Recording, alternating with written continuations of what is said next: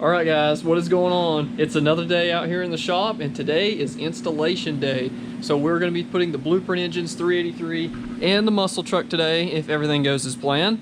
So first thing on the agenda is to go ahead and prime this motor because, well, they drain all the oil out of it, and that's basically the first step in the book that you get on a crate engine is to go ahead and prime the engine. So we're going to do that first thing.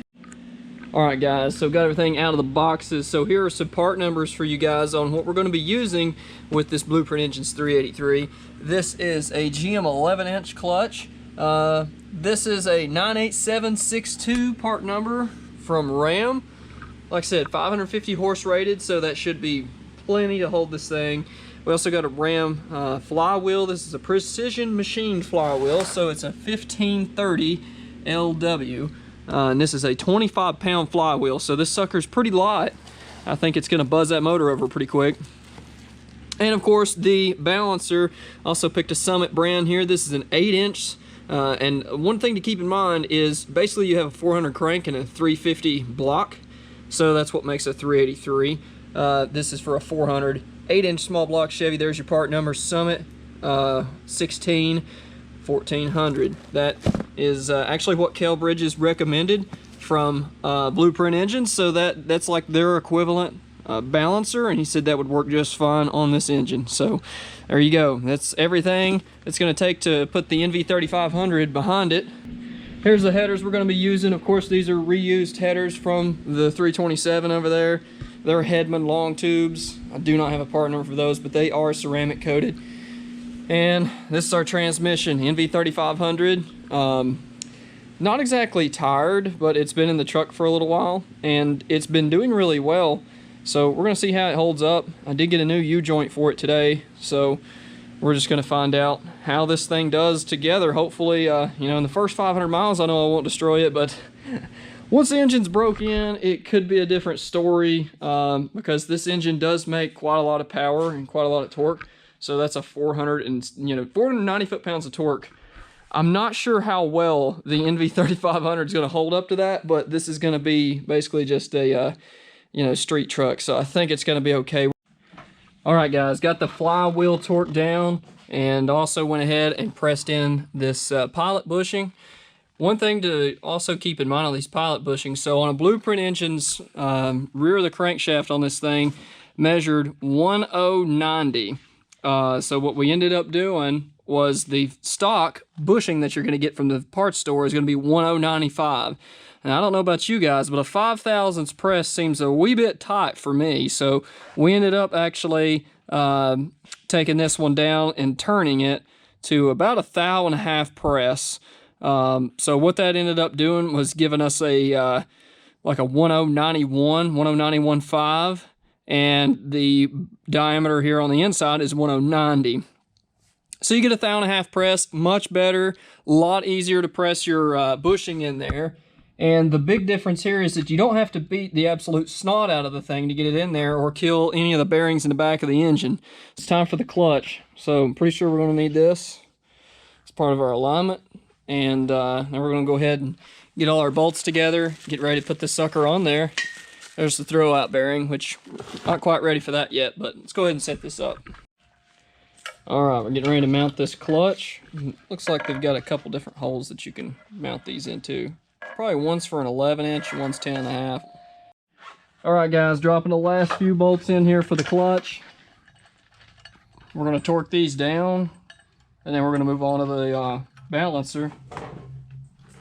So as far as the bolts, we are reusing them, so it's probably a little frowned upon, but it's kind of hard to come by bolts right now. Alright guys, so just to make sure, if you're mounting the clutch, make sure you can see the disc on this orientation.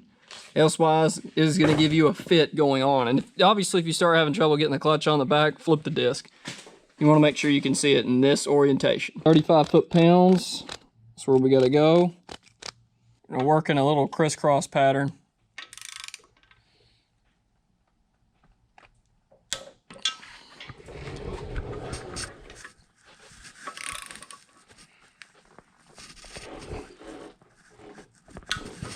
One thing that we also went ahead and done right here was we turned the engine over until we had one of the splines up at 12 o'clock.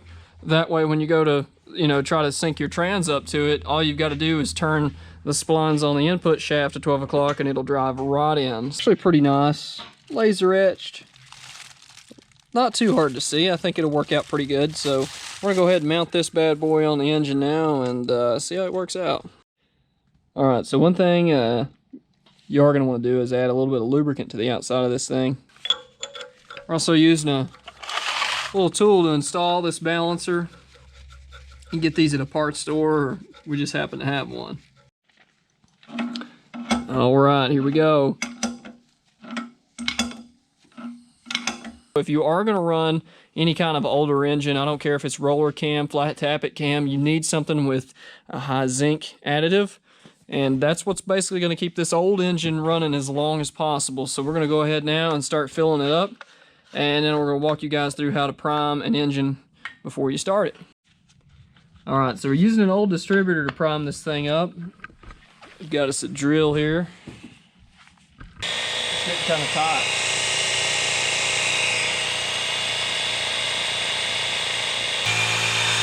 I won't spin it too fast, but. All right, guys, the time has arrived.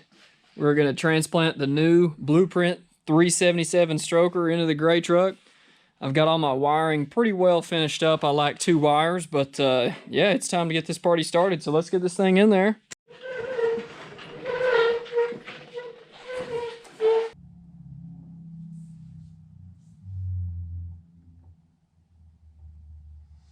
Maybe you're gonna get tight with that Clutch on it, yeah. Yeah, it might be. May have to take that clutch off. Rubbing the wires. I'm holding it away. Go once it gets down. I think it'll go. Well, it was tight. Made it though. I was like, I am not taking that clutch back off, dude. Yeah, we're in good shape. Okay, keep going, keep going, keep going, keep going, keep going. A little bit more, a little more, a little more. More. I gotta stop right there. All right, boys, the Eagle has landed. We're bolted in, so it's time to grab the transmission and get it up behind there. All right, guys, we got it, made it up. So the engine and transmission are in. I haven't finished tightening the rest of these bolts down, but I think I'm gonna call it for the night. That's a pretty good win for a quick afternoon, just dropping the engine in. And so this engine made right at 460 horsepower and 490 foot-pounds of torque. So it's going to be pretty wicked in this old body style Silverado. So if you haven't done it already, go ahead and subscribe to the channel and check out the earlier videos we did pulling the engine and going through the carnage of the old 327. So you don't want to miss this one. But I'm going to go ahead and head on in for the night and come out here in the morning fresh, and let's finish this thing up in the morning. You can do a first drive, shakedown, get the sniper all timed up, get everything where it needs to be, wired up, fuel to it, all that good stuff. So yeah, come back in the morning and we're gonna finish it up. All right, guys, so it's the next morning and we're just getting started on finishing up where we left off last night.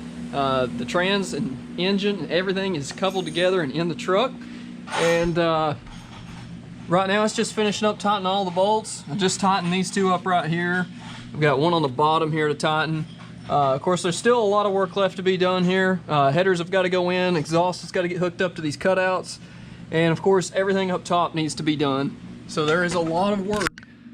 So there's a lot of work left to do here. But I think we can make it happen today. We got to go pick up some coolant and a few other things, but it's moving along pretty nicely. I just hope this raised exhaust port doesn't cause us any trouble when we go to put the headers on. I think it's going to help us, but only time will tell. So we'll stick around and we're going to get this thing finished up. We've got the valve cover off here, and this is giving you a good look at Blueprint Engines. Their homemade roller rockers. They actually look pretty decent. Yeah, I think these would work just fine. So no funny business going on in here. Everything looks nice and neat. The reason we've got this valve cover off is because if you are putting long tube headers on an old body style Silverado, one of the things you're going to find with Headman is they fit very tight. And the only way to actually get this header in the truck, this is kind of crazy, but you got to take the starter off, possibly the slave cylinder down there. And then also you got to take your valve cover off. So there's a lot of stuff here that has to come out of the way. And the other thing is make sure and lay some towels down, because you will absolutely destroy your header trying to get it in. It is so tight. So obviously if you had like coilovers or tubular control arms, maybe it'd be a little bit easier. That's something that'll come to this later. But yeah, this is one thing you're going to have to deal with on the passenger side. I mean, you can see just how tight. And I've actually had to paint this because we've wrecked it a few times. Let's see how this plans out here. All right, so there you go. You'll have to have your valve cover off to actually get this to fit, but look here. Goes right on. And it looks like it's also giving us a little extra clearance down there at the frame. I know you guys can't see that right now, but this has a 1/2-inch raised exhaust port, which I think in our situation is gonna help us. So if you guys are running long tubes and you go with the Blueprint engines, any of their blocks, really, as long as you get this 8002 head, you're gonna get a 1/2-inch raised port. So it's gonna help you out a little bit. So we're gonna keep on moving here, but I wanna show you guys this real quick. All right, guys, so check this out. You're wondering how much that 1/2-inch helps you? Look down there on the frame. Look how much more clearance you've got, and on the control arm. So if you're running stock heads, just know that like it almost touches. And now with this aftermarket head with the raised exhaust port, it totally changes how this header fits. So, all right, guys, making some real good progress here. Both the headers are in. Starter is in. Everything looks good. I've actually got here's that, like I was saying, look at how much more clearance you got. It helps you out so much when you go with that raised exhaust port. So this side here also looks good, no issues. Don't mind the Holley Sniper wire. Went ahead and hooked the transmission up. Next thing we're gonna do is move on to the drive line and probably the exhaust. So I've got a crossover pipe here to put in. This pipe goes in. All the wires here for the cutouts. We're gonna hook those up, get our drive line in, and we'll be good to go. As you can see the exhaust here, I changed it up last time from you guys have seen this truck. Ended up going with something that's kind of tucked up underneath the truck out of the way, but still not going to blow anything out on the wheels. I had problems before when it was dumped. It threw a lot of exhaust on this wheel, just like soot and stuff. So I got away from that, and now I'm here, and I like this a lot better. Even though it is kind of throwing it up on the roll pan just a little bit, I'd rather live with that than on the wheel. All right, looking good. The exhaust did match back up, so we're in good shape there. Got our O2 sensor installed. Getting ready to tighten up the cutouts, and this is going to connect the rest of the system together. Drive shaft is now in. Got a new U-joint back there. The old one was looking kind of rough. So we're in pretty good shape. All right, guys, it may look like it's done, but it's not. So I didn't want to bore you guys to death with adding the pulleys on and doing all this little stuff, but I basically just set the air cleaner on to give you guys an idea of what this thing's going to look like when it's all together. So we still like, of course, running the wires the rest of the way up to the distributor. And there's a few more things to put on here. Of course, the belt. These ain't even clamped on. I just stuck them on there. And there's some wires as well that we're going to have to tuck. So as you can see, that's probably going to be an issue once heat builds up. A lot of this plastic is going to try to melt and sag. So the wiring system looks way better than it did originally. So that definitely paid off, taking the time to redo some of this. I know it looks kind of bad now, but this is where I don't have everything hooked back up. So we're getting along pretty good. All this in here, straighten this up. It's got a junction box in it now. So there's the junction box. Still got to finish running a few wires to it. So it's not exactly done, but we are definitely way closer than where we were. Probably about 2 or 3 more hours of work, we'll have this thing together. A few more things I need to touch up on this, but it's really, really close. So I'm just going to go over a couple things with you guys. So the wiring in the back, I'm still trying to make it look nicer. This is like the fate of the OBS, is just the wiring is just, it's horrible. I hate it, but I'm working through it. So what I'm going to do, I've got some of this DEI wrap that I borrowed from the Camaro. I actually had this on my intake, but I'm going to buy some more. We're going to wrap the entire harness with this stuff. One thing I've found with Sniper EFI is you end up getting a lot of heat off the headers because I guess you're actually getting a cleaner burn. So I have noticed that I get a lot of heat off the headers, and this plastic wrap that I'm using to hide a lot of my wires unfortunately doesn't do so well with heat. And the thing to use on this is Russell wrap.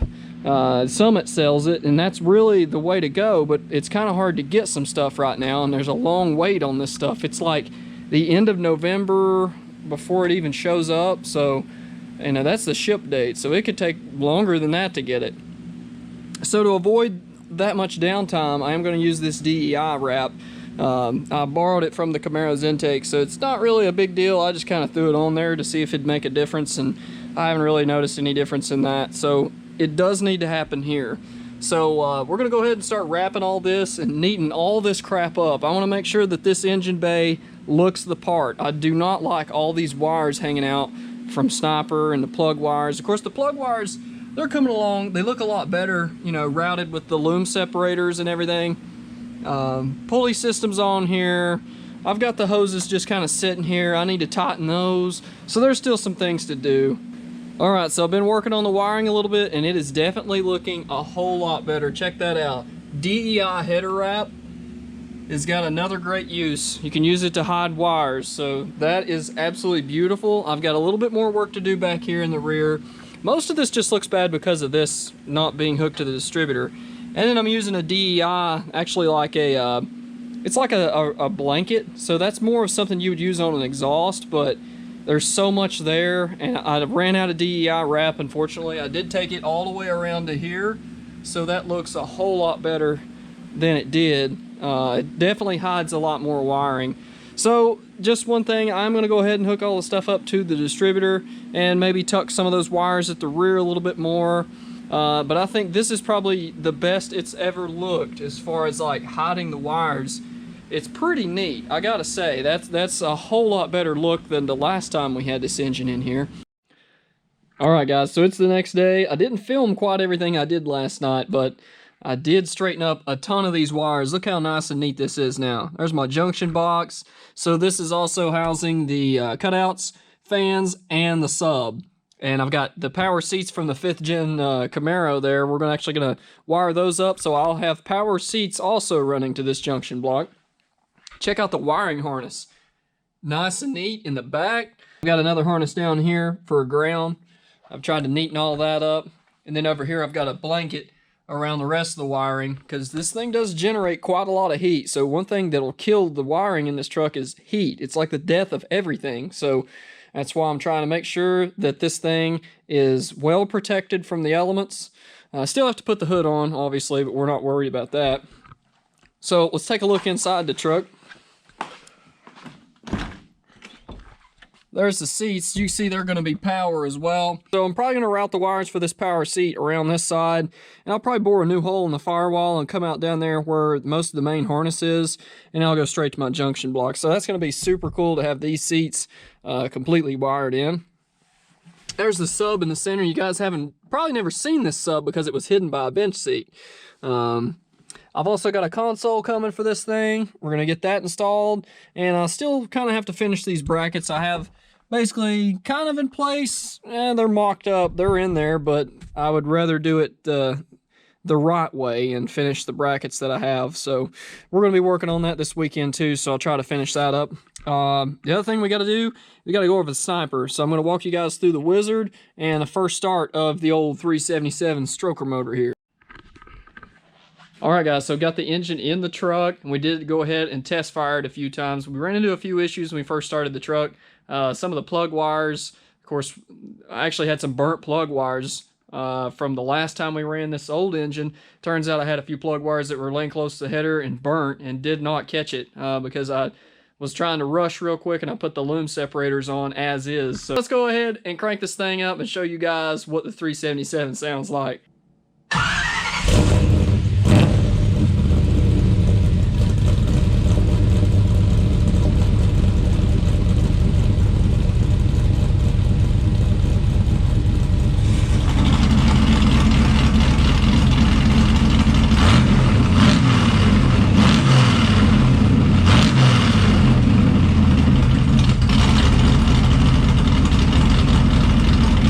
Comparison of the cutouts open versus the cutouts shut.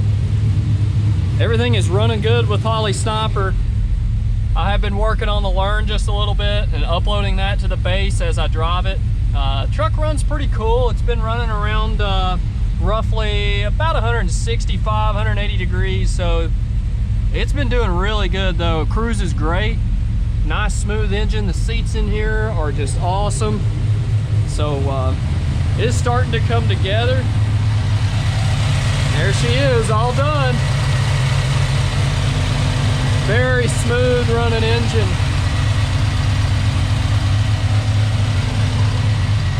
Let's back it outside here. So you guys are probably wondering where the cutouts and stuff are. I've got the bald eagle button right here.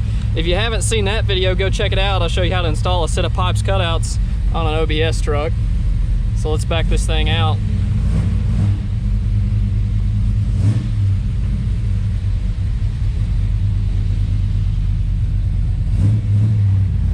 This thing also has a new ram clutch in it. It's 550 horse. So everything should be 100%.